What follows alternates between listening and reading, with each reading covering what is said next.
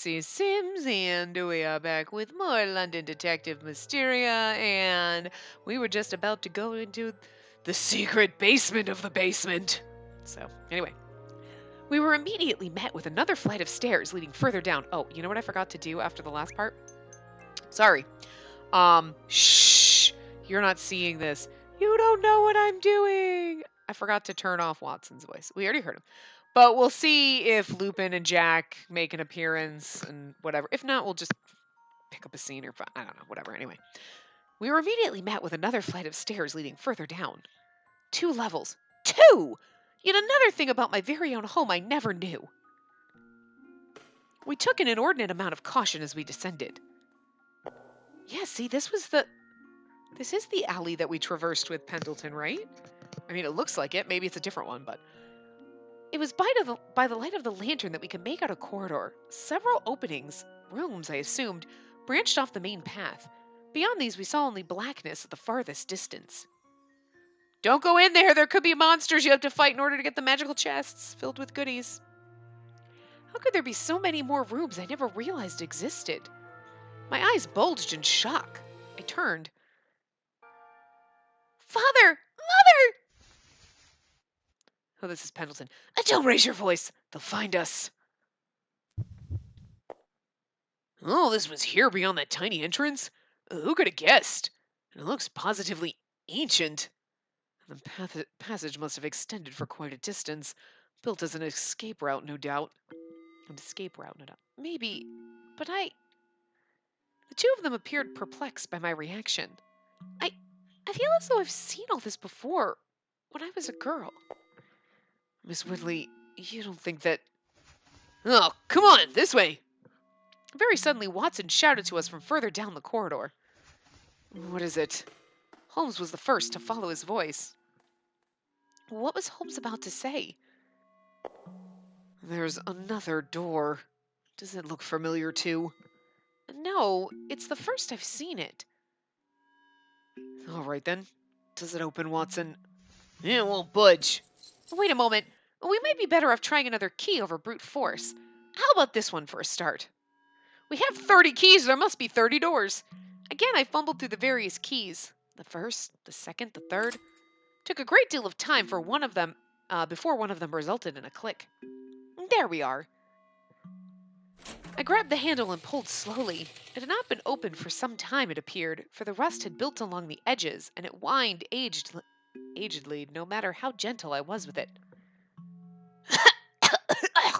There's so much dust in here. Sorry about that. I was hacking and coughing, so was she. I mean, it's not a pleasant thing. It permeated the entire room. One step inside had caused a mass of it to flutter, irritating our noses and throats. Stop it, you're gonna make me sneeze. This seems to be the storagey place of every time we've ever been kidnapped or, like, whatever by Spellbound. I'm like, what the hell? What are they called again? This seems to be like, I was gonna call them Twilight, and I'm like, that's the wrong game. Seems to be a storage room of sorts. It's full of old books, clothes, all kinds of household knickknacks. They must be 10, 20 years old. Have you any knowledge of these? They're all things that were lost in the fire. I've never fathomed them to have been anything but long destroyed. This is my old paintbrush and palette. And here, more tools I used for painting. How in God's name did it end up here? You know what's interesting, though? Okay, this. But, so, your mind's spinning, like, how did it end up here? Well, it kind of sounds like they moved all the stuff. Why would they pack all the stuff here and then burn the house down? You know what I mean? It's like a cover-up for something. But also, oh, the house burned down, blah, blah, blah. Yeah, but when you had your silverware that your mother had made for your birth, how the fuck would those have survived? You know what I mean? Like, that's been in other parts. They've always had things like, oh, this treasure. I understand the family painting was in the other house. And maybe the painting of Her Majesty, like, the Queen was there, and, like, certain things might have been there or whatever. But there seem to always have things in this house like, oh, it's a treasured possession that you got last year because all your shit would have been destroyed, except for what was in your father's house. So I understand maybe the family portrait was in that house, and I think she did say that earlier. But like the portrait of the queen, because she said something about she only had one painting her father ever did. The only thing I could think of was the portrait of the queen, because it can't possibly be the portrait of the family he painted himself in a portrait. You know what I mean? So then it's like, well, was that in the other house? Because it sure as fuck wasn't here, because it would have burned. You know, or all that silver. Like, these things keep coming up, and like when she was buying her silverware back, I was like, how did that? I mean, granted, the person who murdered her parents could have stolen them, because technically they ended up on the black market being sold, so they wouldn't have been in the house. But it's just weird. You're like, how do you have anything? You literally escaped with nothing. So anything that you had would have been from the other house, but I don't know. Like, how did those spoons leave? Anyway, it had to have been the person that killed her parents or something. But anyway, here's the little dress I was wearing in my family portrait. Documents signed by my father. Pendleton's been keeping secrets. But what's this about a British intelligence service? The documents, as it turned out, were enough to take my breath away. Oh god, we're finding out the secret of Pendleton! Oh, so excited. Harrington Academy, meanwhile, carried its own interesting series of curiosities that day. 君は近づいているんだね。あの事件の真相に。You know, the only thing that I don't like is I like his stuttering little voice, and his voice is so good. Like, I like it, but it's like, oh, we're not going to be able, we are going to have to go into a Lupin thing and just see the difference between this Lupin and then the, like, Gentleman Thief Lupin, because you know he's going to give his voice a different tone. You know? Anyway. You're getting closer to the truth now, aren't you? ホームズ君もそれに気づいているのか。I wonder if Holmes has noticed. おい、お前どうしたんだよ、ブツブツ言って。You know that's Jack, right? It's got to be. Like, anyway. Listen, you. What is your mumbling old nonsense under your breath? That's better than eek, but still. ジャック君じゃないですか。驚かさないでくださいよ。I do like that because you know, like, because he does sound like, oh, I'm a little shy and quiet and awkward. Like, he's got that tone, and you know it's going to be so much different when he's like, Lupin. Oh my god, I love it. Anyway. Oh, it's only you, Jack. But please don't surprise me like that. I'm so glad they're both here so we can hear their voices. I love it. 相変わらず大げさだな、お前は。Yeah, and he's got, like, the deep, melancholy kind of voice. Yeah. Love to react that way to damn near everything, don't you? いきなり声をかけられたら誰だって驚きます。I should think that anyone would if someone called out to them when they're thinking. Love how he keeps stutters over words. 臆病なふりか。お前の猫かぶりには妙に虫唾が走るんだ。Would prefer it if you dropped that timid act. You ain't a meek mouse. Makes me want to spoil you myself. ひどいですよ。猫なんかかぶってません。僕はただミス・ホワイトリーが心配で。Which is true, because he was working for Spellbound for his own gain. You know what I mean? So they might know each other from that, I wonder. Or, you know what I mean? Like Lupin, not this version of him, but, you know, obviously Jack's like, I know who the fuck you are. I'm not stupid like everyone else. Anyway. How can you say that? This is no act. I'm very worried for Miss Whitley. 嘘つけ。お前はそんな玉じゃないだろ。いつもこそこそあいつの前で偶然を装いやがって。This is like almost so much better than the rest of the game. Like this bit. Like I love this so much. There's so much like, what is going on? I love it. He's straight. You sneak around trying to pass off when you see her, and all the mess you produce is chance. But I'm on to you. Jack glared at Lupin, and to that, the fair-haired boy giggled. 本人はあれでいろいろ隠しているつもりなんだ。That was a little change, right? But she tries so hard to keep all of her secrets to herself. それならこっちも気づかないふりをしてあげないと。ね。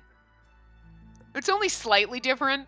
I would have preferred if it was a little more like drastically different, but Yeah, you know, he kind of goes from like this to like, oh yeah, okay, whatever. But I would have preferred a more drastic change because it's very subtle. But anyway, so I'm not sure if Lupin at this point is being, because his voice is so subtle, you know what I mean? Anyway, a gentleman must turn his head and pretend he's seen nothing, as it is proper, no? Yeah, now he's giving, yeah, や it's っと definitely. 本性を出しやがったな。教えろよ。あいつは何嗅ぎ回ってるんだ。 There you are. Tell me since you know what she stuck her nose into. 悪いけどそれは教えられないね。必死に隠しているレディの秘密を他の男に教えると思うかい？ This is almost a little different. So, like,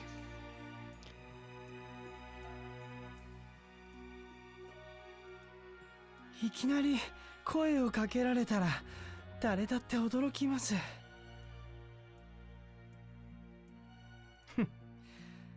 本人はあれでいろいろ隠しているつもりなんだ。no, it is a little bit more different, but I like, because it's not totally drastic, unless you hear him back to back, you're like, well, he could have done it a little bit more exaggerated, but yeah, no, it's okay. Anyway. I never agreed to tell you that.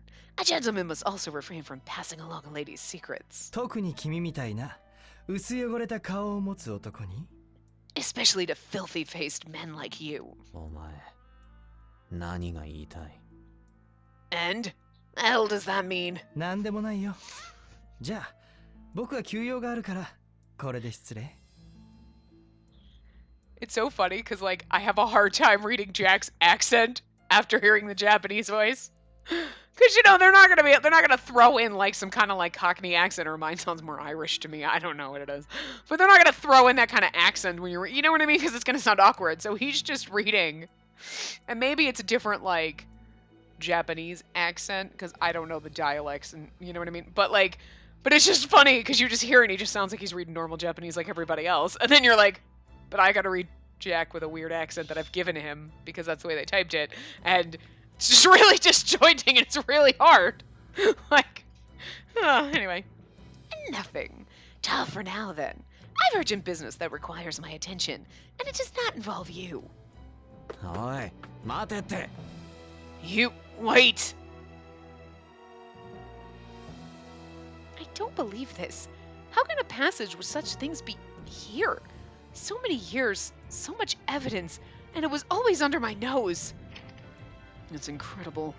And somehow the discovery of an entire secret passage is trumped by words on paper. And your father, who could have known he was involved in the intelligence services? It doesn't make any sense, and no one's ever said anything to me about it. They wouldn't. Those belonging to an intelligence service have sealed lips. They work other jobs to avoid arousing suspicion and speak not a word of the truth to even their loved ones.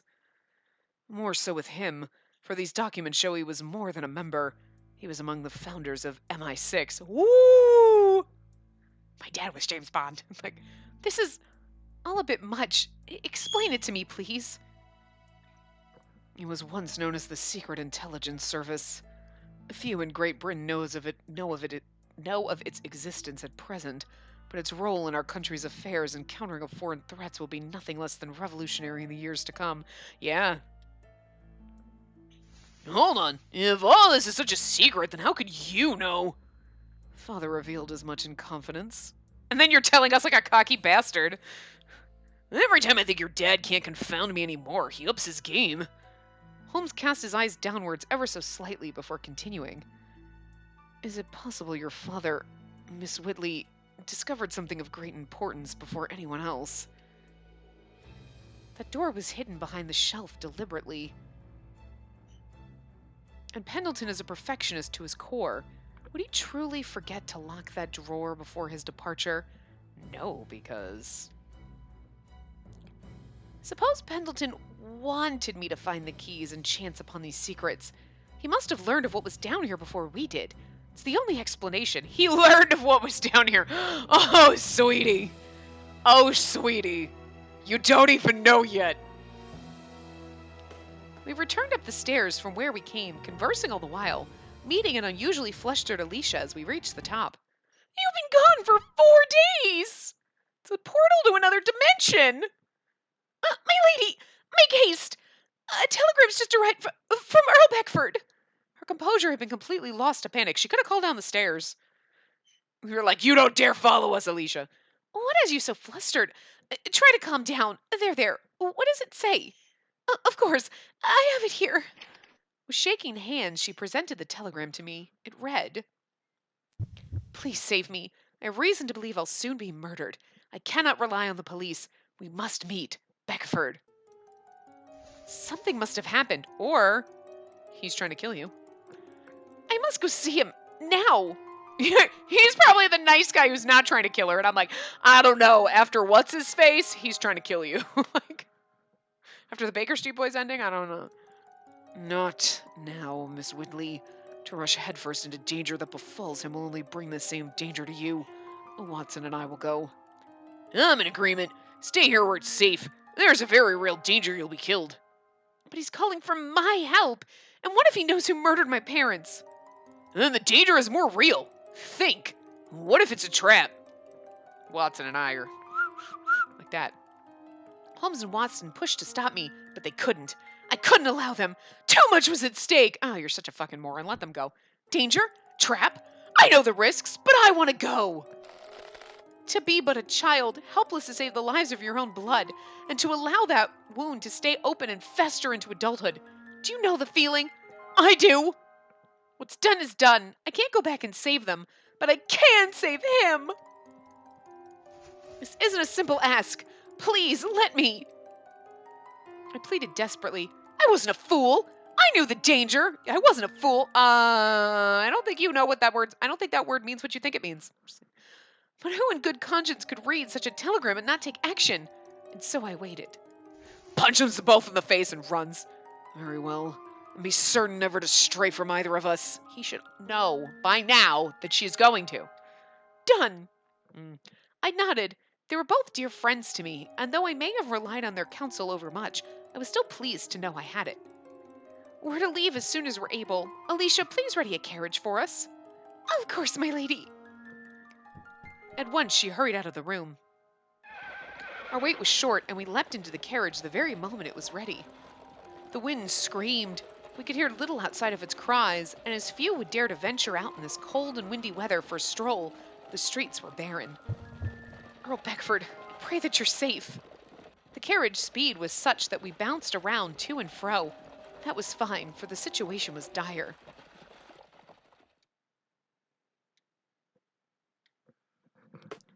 Inside the British Museum of London, 2 young detectives were conducting a thorough investigation of their own. Oh, interesting. I don't know. Do you really think that paintings are just disappearing from the British Museum's storage room? It is too soon to think much of anything, but to think of something is why we're here. The police were present as well, desperate by orders in their examining of every corner, obsessed, again by orders, in their manner of squinting through dust collected on old goods. The storage room, quite specifically, was of great interest. Inspector, are you certain the answer to the mystery lies in a secret passage? With all these happenings, there must be one. The number of crimes are evidence enough. Reveal to a thief an entrance from which to be sly, and he shall sneak, and sneak again till he's robbed the place dry. How many thieves have paraded through the front entrance? None! So there must have been a place we've not yet found. I mean, you don't know. He might have come in through the front entrance. We'll do what we can to find it, sir, but it strikes me as more fiction than fact. Inspector Lestrade was riled with enthusiasm for this investigation. Other officers present, however, appeared as though they would rather have been anywhere else. How did we become the ones to be sent on a wild goose chase right before Christmas? If there's even a goose to catch. We may not know now, but the work put into this case will prove a valuable stepping stone for us and our future here. True enough, I guess. It's not every day you get to see all these priceless works of art they have stashed away. Countless artworks had been brought to light after having been stored and decorated with dust near the back of the room. Kobayashi reached for one of the smaller works and propped it upward with both hands. This couldn't be Miss Whitley, could it? Can't be. The day by the signature marks 20 years ago. It looks just like her, though, doesn't it? The two of them were admiring a single oil painting painted on an A4 canvas and barely comparable in size to a large book. The frame was amber and of elegant craftsmanship. What it cradled was a smiling woman wearing a dress known to one of the observers. This is the same dress Miss Whitley wore when she received the ring from Queen Victoria. I am certain of it. You weren't there then, though! We got the ring in the first chapter, right? After we saved the cat? And I don't think we got it in a ceremony. I'm pretty sure she just gave it to us after saving the cat at that party. But Akechi and Kobayashi weren't even in the country at that time. Right? Am I remembering my timeline right? Is he fucking off? Akechi! You shady son of a bitch, you've been lying to us! Now the game just clearly forgot that Akechi wasn't around. How? Okay. Thank you, Kobayashi. She got the ring before we were here. You can't know what dress she was wearing. Oh, okay. All right. I was like, how the fuck were you? Oh, yeah. You had photographs and paper. Okay, yeah, right there. Photos exist. We know this. Okay, yeah, wow. Woo! I'm as dumb as Kobayashi right now. Well, anyway. I can because I read the papers archived in the library. You might try visiting the library once. I get it. You know I'm no good with reading English, though. Also, the fact that you saw a picture of the dress she was wearing and remembered it, Akechi. Jesus. He's like, oh my god, Akechi likes cross-dressing too, huh? He's that guy in this one? Okay, cool. His signature is simple enough, at least. Who do you think RW is? The W could be from Whitley, but there aren't enough proofs to say that with certainty. She looks similar to Miss Whitley, but that is all. Akechi, any thoughts? Pardon, it's just... Well, look at you! Already smitten because she looks like Spacey. Maybe you can hang it up and greet her the way you'd like to do with the real thing, like this. Good morning, my love. Taunting. Don't be daft. Take insult to the mere notion of such inexcusable behavior. Fucking love poor little Akechi. Come along. We need to keep searching for that passage. So this is nice. So if this kind of hints like at the end that there'll be, or could be a second game, it'll be awesome because you know what's going to happen. It would be a branch off this path. And then you get to do the romances all over again. Woo! Maybe we'll have more romancy people. Maybe we can finally romance Pendleton. Sweet Jesus, I fucking need a Pendleton round. Fine. You know what? Can we just be Pendleton? I just want to be Pendleton. Because, like, you can't just romance Pendleton because you're like, I got to romance Pendleton and, like, 5 other guys. No, I just want to be Pendleton so we can always be with Pendleton. And romance girl. But, you know, I can't see Pendleton doing that. Pendleton in a harem. In the harem, yes. With one? Much time passed before we reached the Earl's mansion. A faint hint of familiarity struck me upon seeing it. I thought it my first time visiting, but it wasn't impossible for me to have come when my parents were still alive. We rapped at the door after leaving the carriage. The air was quiet. Several of the Earl's servants stood with vigilance at the entrance, however, and greeted us. My name is Spacey Whitley. I've come after receiving a telegram from Earl Beckford. Oh, we've been expecting you, Lady Whitley. His lordship instructed us of your impending visit. Rather, it was not the entire party whom they greeted, but me.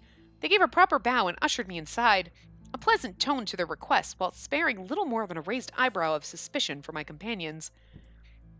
Might I inquire as to who you might be? Herlock Holmes. I'm a schoolmate of Miss Whitley's, and after hearing her circumstances, I thought to accompany her. I'm William H. Watson, also a schoolmate. So you are. I've heard your names before. If you would follow me, then. With one out of 3 receiving due respect, we were escorted to the mansion's drawing room. His lordship fears severely these past few days. His mind is consumed with the methods by which his pursuers might kill him, and thus demands that no one may enter his room, not even his own servants. Is he there now? Yes, as of yesterday he has refused all meetings, as well as all foods and drinks taken before his door. Would you tell me what's put him in this state? It's weird, I could hear someone in the hall and it sounded creepy. Yesterday, he received a letter that unsettled him so that he retired to his room. I was ordered to send that telegram on his behalf. I fear I don't know what the cause was before that. He mentioned in the telegram that he was going to be killed, that he needed saving. There was a period when he would remark that he was next. He was victim to many terrors, so many that it was proven beyond madness. Windows were broken, men whom none of us could name wandering about. That was the start of this year, correct? Yes, though time has passed, we remain as wary as we were on the first day it came to our attention. Fortunately, nothing has happened. This is worse than Pendleton led me to believe. Please, I wish to meet with his lordship. Truly, there was no other option left but to hear the rest of the story directly from Earl Beckford. Very well, but if I may humbly raise one objection. The servant's watchful eyes flickered to Holmes and Watson. Your traveling companions are to remain here. His lordship would be wholly displeased if any more were to enter. Not only are we her friends, but we're her partners in detective work. We've solved enough crimes together that I'm sure our input would be equally valuable to Earl Beckford. I don't doubt that, but a life's at stake. I regret that you must do as I say. I feel like this could be a trap. Seems very trappy. All present appeared very serious. All right, I shall go alone. I'll let you two know what I've heard as soon as I'm able. I know the situation is not ideal. If you'll follow me, my lady. Watch yourself, Miss Whitley. I will. I won't be long. I nodded, and with only the one man, I was led to Earl Beckford's room. The boys were left to their own machinations in the living room. Listen, Holmes, it doesn't feel right to me that we let her go alone. Then we're agreed. Holmes looked up and walked to the door. He reached for its handle. It's locked. I beg your pardon, sir. The very moment his fingers brushed along it, the servant standing closest slapped his hand away in a rude and strangely childish manner. Out of our way. We'll join Miss Whitley. No, you will not, nor will you be permitted to ever again leave this mansion. Told you it was a trap. A pause of shock slinked through Holmes. Then in some act he could not initially understand, the servant obliged Holmes's need by opening the door himself. She'll not be permitted to leave either. On the other side were several men dressed in the same uniform. There we have it. About time you revealed your true colors. I suspected something was amiss from the start. I just couldn't reason why the mansion's security was nothing beyond those under his employ. Unless this whole thing was a farce. And yet you're still here. Your detectivery, too, is a farce. Do it! One of the men made to strike Holmes. To be certain, he didn't know the boy detective was a trained boxer. Is that all? Let's go, then. Holmes' hook struck the pit of his aggressor's stomach. The servant dropped immediately. Another, almost eagerly pushing the kneeling man aside, took his place to attack Holmes. Don't think you can escape! Ugh. The oncoming strike was evaded by a fraction. Another man went to charge Watson with a knife in his hand. He swung it about through the air in a reckless form. Oh, come on. How shitty are these people? It's like, that's like trading me. Okay, so we need you to go. Okay, I can totally attack them. Wildly swings a fork around. Like, you should be trained a little bit better if you work for a shadowy organization, is all I'm saying. No, you don't. Play fair now. Quite to his relief, the assistant managed to swipe at the man's wrist, knocking the blade from his hand. Watson followed this instance with a powerful kick. The attack proved successful. The now weaponless man also collapsed to the floor with all the air having left him. Though there were only two of them, the boys had the upper hand. The others knew this, and, having exhausted their more delicate means of control, removed guns from their pockets to make their position more plain. Don't move! Damn it, I should have known it was going to come to this. Watson took to stance and grabbed the closest man's wrist. Ow! We'll never let you hurt her. Don't let them escape! Come on, Holmes. I'm right behind you. The servants rushed to block the detectives from reaching the doors. I just love the fact that two teenage boys kicked the fuck out of a bunch of minions for a shadowy organization, but many more men piled into the room, and soon there were enough of them to have both them surrounded utterly. We're bloody surrounded. Where do they all come from? I don't know. Never had to fight my way through so many before. I'm not confident we can get through this. Neither am I, but never is just a new record for us to beat. Watson grit his teeth. For all their efforts, the battle was lost once guns were the enemy. And to have them at all, why, what servants would have them at the ready? Pendleton? Guns, knives, what have you? These men were not who they said they were. Their attention was turned after a small thump. A candlestick had been knocked over. The flame at the top spread rapidly across a Persian rug, setting the entire area aflame before anyone could restore the stick upwards. Of fucking course. What? There's a fire! Oi, 火を消せ!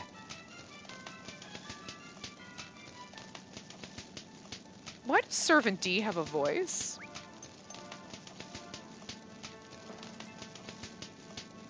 I turned off all the extra voices. The only people that are still on? Uh-huh.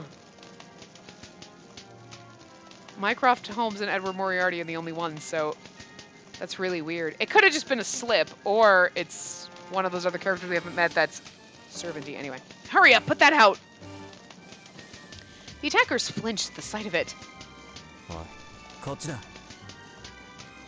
Oh, unless someone's helping them. Because I can't recognize the voice if it's one of our, like, you know what I mean? It actually could be Lupin. Because he's the master of disguise, right?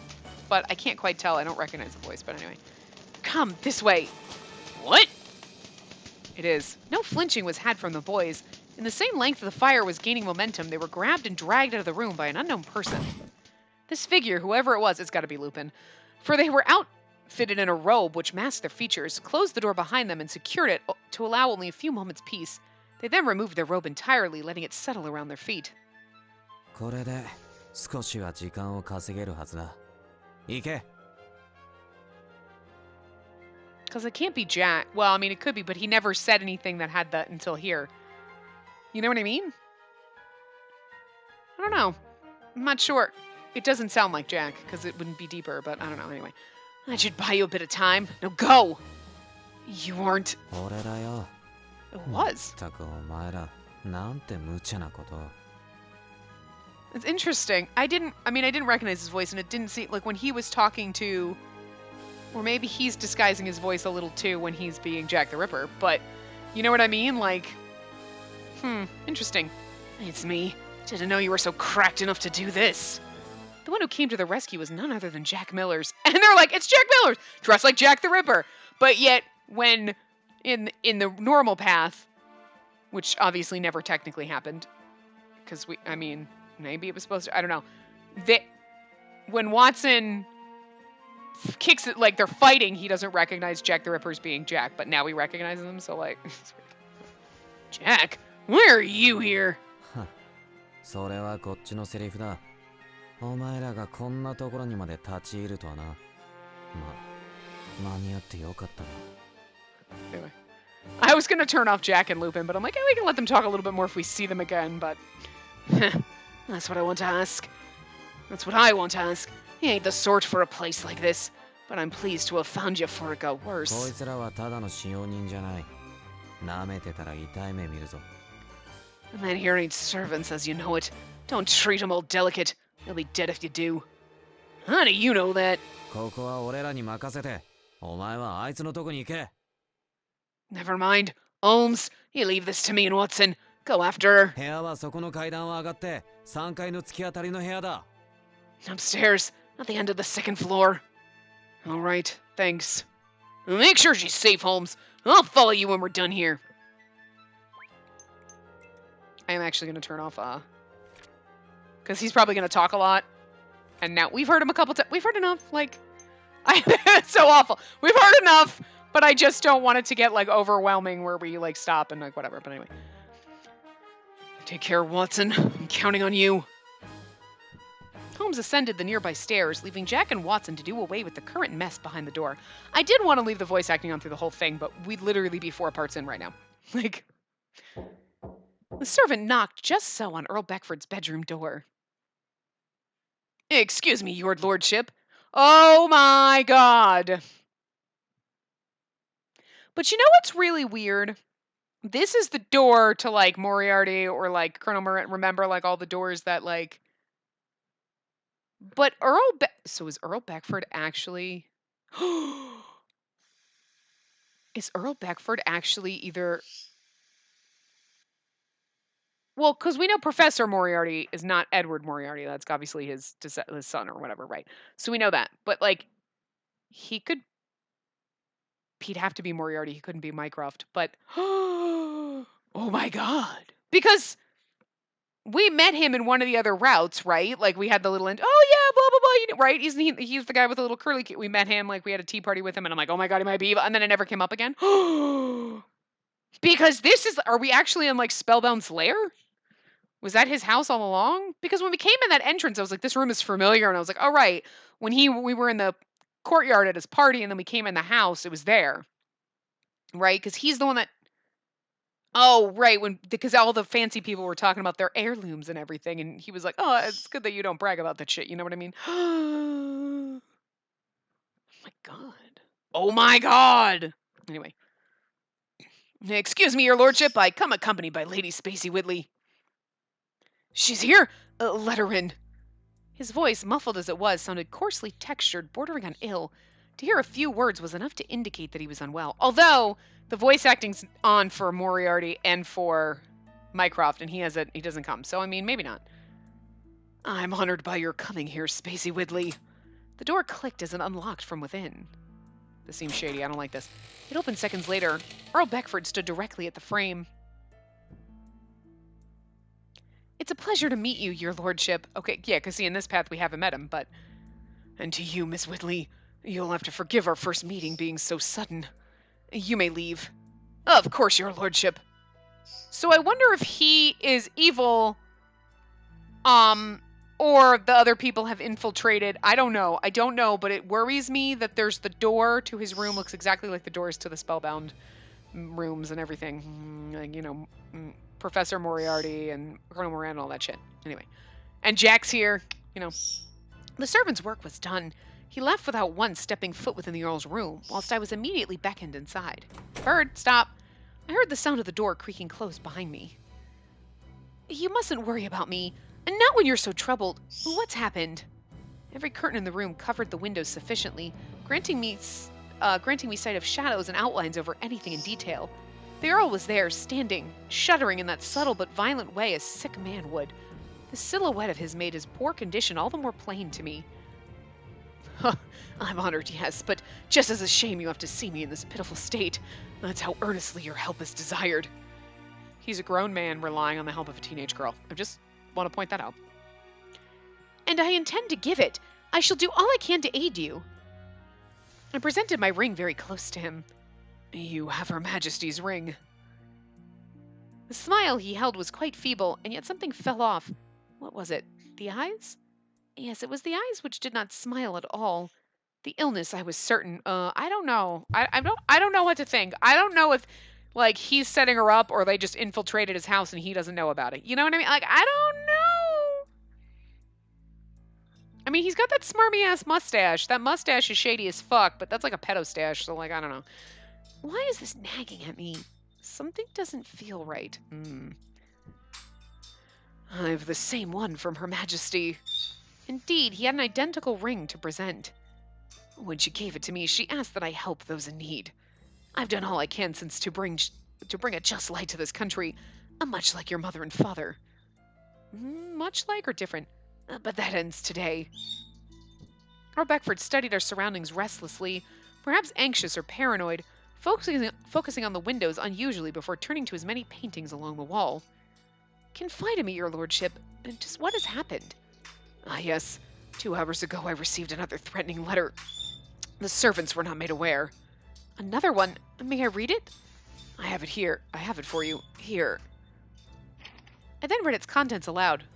Surprise! I'ma kill your ass, bitch. Like, I don't know. The Whitleys, Baron Stanley, Professor Randolph, Viscount Quincy. These names, all of them, I recognized them all upon first sight. You know what's really funny? Pendleton's the one that's been sending threatening letters because he thinks the Earl is, like, guilty. I'm gonna get you, motherfucker. And he's like, I'm being threatened, Spacey. Yeah, by Pendleton. Because you shady. Pendleton's threatening to uncover your evil. Bird! Stop it. Oh my god, that'd be funny as fuck. You'll soon join them, foolish Earl Beckford. These are all the founders of the Harrington Welfare and Education Foundation, all who left this world through accidents or suicide. The fear which alighted inside me was pure electric. So you've already noticed how the other members have passed. It's been a theory of mine. Ever since I lost my parents, I've been looking into their deaths. You were also aware of the pattern then? For some time. In these past few years, my spirit has been drained for fear of when I would be murdered. Your lordship, you're... A sliver of light made itself known from across the room. The curtain shifted. There was a shadow. The sliver was there, and then quickly it was gone by the shadow's will. But this mattered little compared to the black gun in its hand. Your lordship, look out! Where? I didn't think. I simply leapt before the Earl, pulling him downwards with me. You know, it'd be funny if Pendleton was like, God fucking damn it! He's able!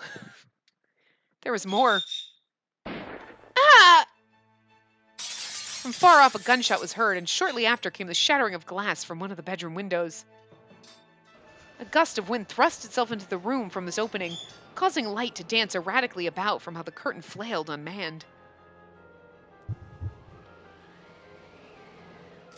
This man approached. Closer, nearer, nimbly, rapidly, till the muzzle of the weapon was pointed centimeters before my forehead. I was so afraid that I'd lost the mind to scream. Well, that's not Pendleton. No, God help me. Another gunshot. This one was from just outside the window. That would be Pendleton shooting the shooter. This foreign bullet punctured the man's skull. He was dead before his body toppled to the ground. That's fucking Pendleton. Who was that? Someone was just outside the window. If not for that shot, it would have been me with the bullet in her skull. Pendleton. Miss Whitley, run! This way! What? Oh, Holmes! The shock of the moment made me unable to notice Holmes charging in till seconds after he had done so and took my arm. But the Earl! Never mind him. He was plotting your murder from the very beginning. He was full of tension, from the tightness of his jaw to the tremble in his voice. I turned to Earl Beckford, the man who should have been with me on the ground. Was he well? Was he injured? The scene gave agency to rapid thoughts which all cried over top of the others. See, because that's why the rooms look like spellbound rooms. What terrifying eyes. They grew when I saw his condition. The Earl was not on the ground. He now stood upright, in excellent health, with not a hint of the shaking which possessed him before. His paranoia was also no more. All that was left were his eyes, and to see them now, I accepted they did not smile before, not for lack of health, but for lack of soul. Move it! We're running away! Holmes! More gunshots sprang from outside the window, as did follow more shattering of glass. Each of them missed Earl Beckford by so little that he may still have felt the bullets only just crossed the surface of his skin. Okay, Pendleton, I know you're a better shot than that, motherfucker. Your lordship! Holmes and I rushed to exit the room at the same time servants charged in to return fire against the assailant outside. The battle between the two sides intensified in that instant. A rush of fresh bullets struck the inside of the room, piercing holes in furniture, fragmenting vases, cracking picture frames, all in some attempt to hit the one thing that remained, by some magic, missed. My ears rang from the constant sound. We weaved through any men who thought to block our way. Holmes never once let go of my hand as we continued from the second to the ground floor. More obstacles were to come, like a fucking raging inferno in a fucking room downstairs. How did that... There's nowhere else to go. It's a dead end. Blast it. This way. Holmes! Squeezing my palm to grant me security, I was sure, he pulled me along the corridor with broad steps, which had no sound as they smacked the ground. We were soon upon the entrance of the mansion's basement. We're going down this bloody thing. Oh, we don't have a choice. Really? I don't think the mansion's that fucking big that you couldn't have found the front door. Oh, wait! Or one of the million doors that probably leads out into a terrace or a backyard or something. A shiver crawled up my spine. The entrance, wide open and easy enough for us to step through to possible freedom, reminded me of the mouth of a beast before prey. Why, then, did Holmes seem to glitter when peering into this darkness? He was entranced by the underground, attracted to it in a way that we could well have not seen for the evil that it was. That he could well have not seen it. Don't just stand there. Run! We have nowhere else to go. Holmes attempted to hurry me, but I shook my head. No, I'm afraid. I have no proof, but instinct whispered into my ear, if you go down there, you will regret it. Go down there? I want to regret it. What? First, we need to find Watson. We can't go without him. Ugh. A group of servants had finally found us and pointed their guns. Killer! Ah! Holmes grabbed my hand once more, and after removing an ornamental axe along the wall of the corridor, he made the first step into the basement. He shut the door, after which our sights were black. Holmes used the axe to bolt the door. I was really hoping he was going to go wielding an axe at people with guns, and that was just going to be beautiful, but... Also, I'm quite surprised that there's no CGs in this. Maybe there are at the end, but you know what I mean? Like, let's go. All right. Watson, I hope you're safe. We're now in the mouth of the beast, but its innards were not warmed with breath as though alive. It was too still, deathly so, and I could find no point of light to grant me ease. Still, it was too late to regret this move. Jesus fucking Christ. I mean, I know it's like only like 6:30 at night, but you don't have to be that motherfucking loud out in the goddamn hallway because every single fucking person can hear you. Jesus. They're out there like, ah! Okay, you can shut up. Seriously. All we had now were the walls to guide us. I can still hear them. Oh god, you know what? It's probably the cun holes below me. They're really fucking noisy. Are we still not near the exit? I didn't think this passage would be so long. It doesn't look like it. I'm certain you must be restless, but all we can do is press on in hopes of getting out of here. It sits ill with me knowing I've placed you in these circumstances, but we cannot turn back time. We too groped our way blindly through the passage. No matter how far we walked, our eyes adjusted to nothing. It was darkness in its purest form, unending. This is so much like the passage beneath my own home. I do hope it'll lead to somewhere above ground where they can't find us. I'm certain it will, so don't let go of my hand till then. I won't. Seriously, like, how fucking loud are you? Would our pursuers know this place? Could they be here now, watching us with steps quieter than our own? The more the anxiety of not knowing sought me, the more I fought to suppress it. I had to think with logic. Earl Beckford, he would know of this place. That he would know it better than ourselves meant we could never outrun them. I want to know something, Holmes. Are you angry with me? Angry? Why would you think that? It's just my normal resting bitch face. You tried to stop me from coming here, but I insisted. And look where it's gotten us. You were right. I joined you, willingly put myself in harm's way, and I... Nonsense. You may well be a naive young lady. But you had sincere concerns for the Earl, and I didn't have the will to talk you out of what was to come. We were both fools. So long as you're not angry. Holmes squeezed my hand firmly. Wait. Is that wind? We spoke as though we were thinking aloud. You're right. Perhaps we're near an exit of some kind. I pray we are. Let's hurry. Let's. Oh god, it's going to be that creepy basement dungeon where all the children were sacrificed. Now faintly renewed with hope by the faint wind, we pressed on. It's getting a bit brighter in here. I've noticed.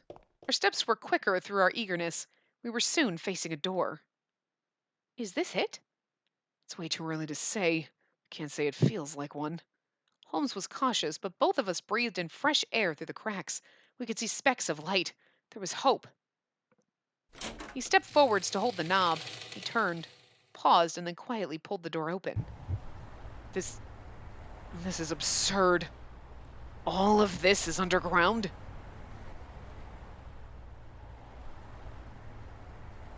The fuck?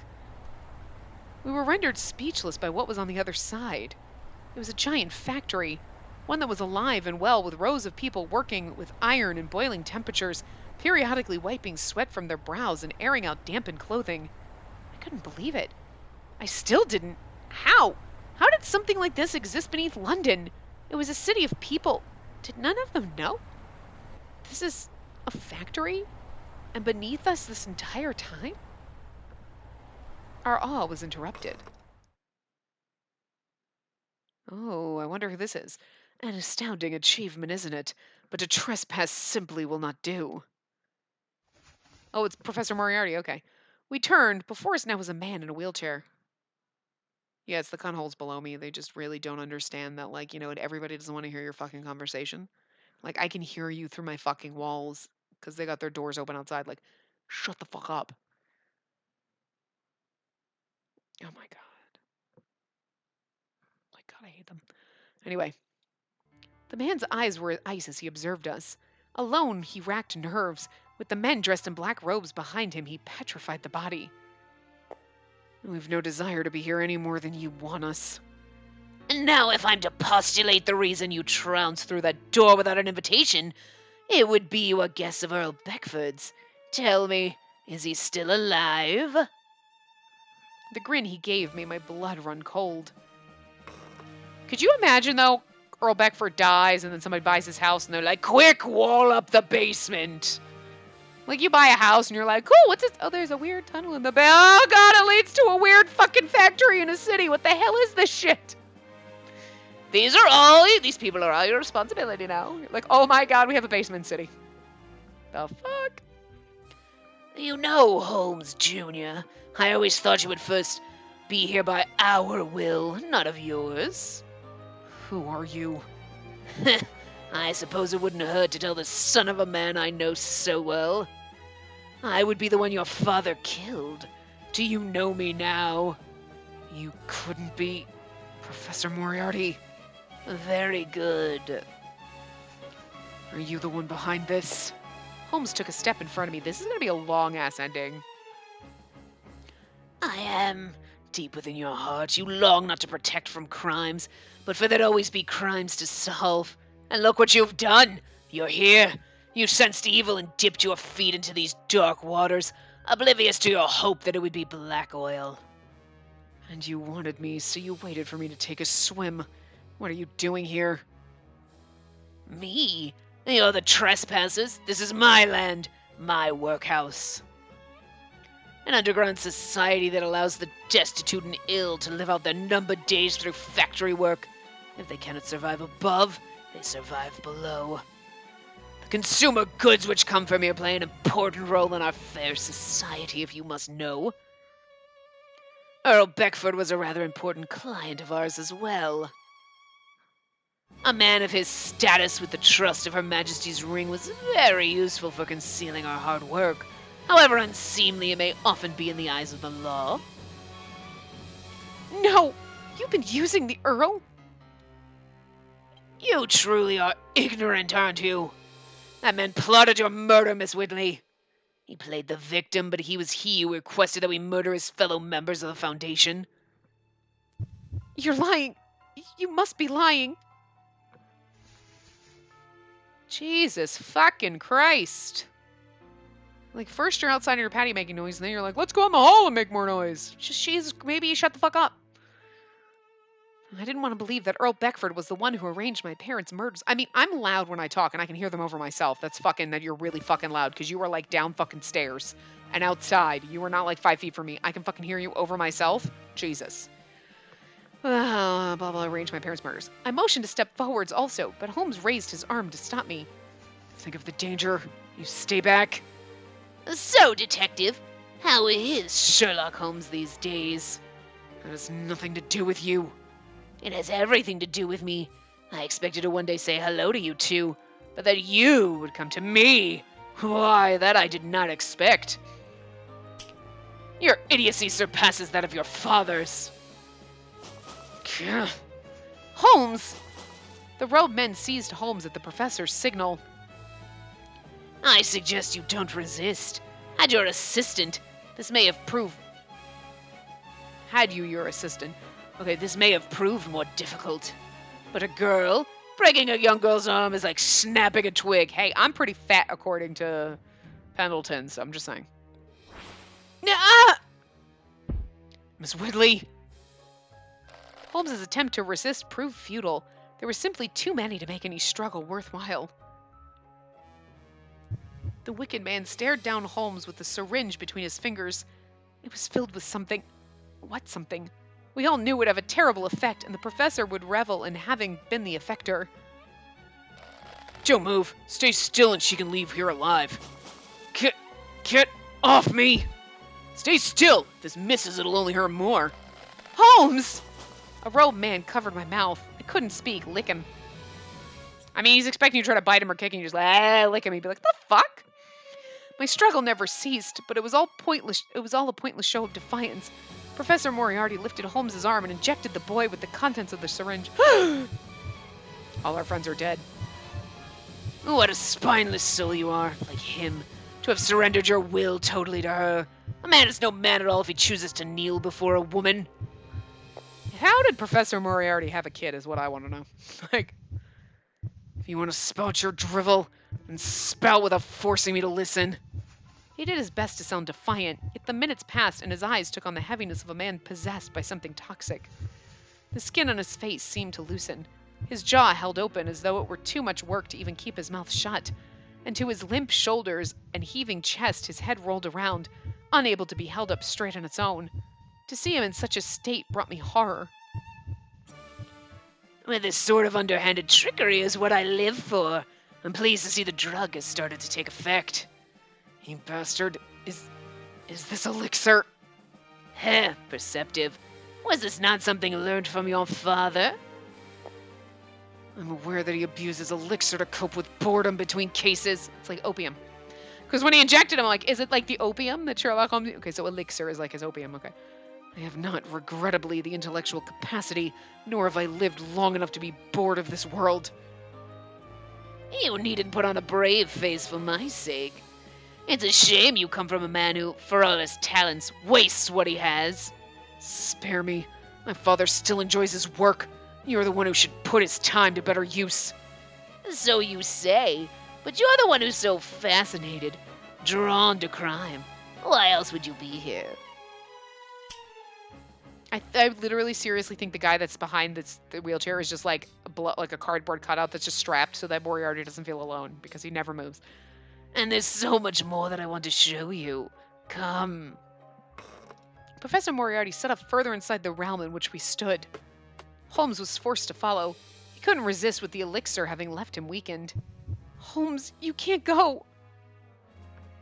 Let me call out to him. Let me, I wanted to cry. Let me hold him. Let me comfort him. Let me tell him all will be well. The man who bound me with his hands would let me do nothing. But my captor's will as well. I silently stepped forwards to follow by my captor's will as well.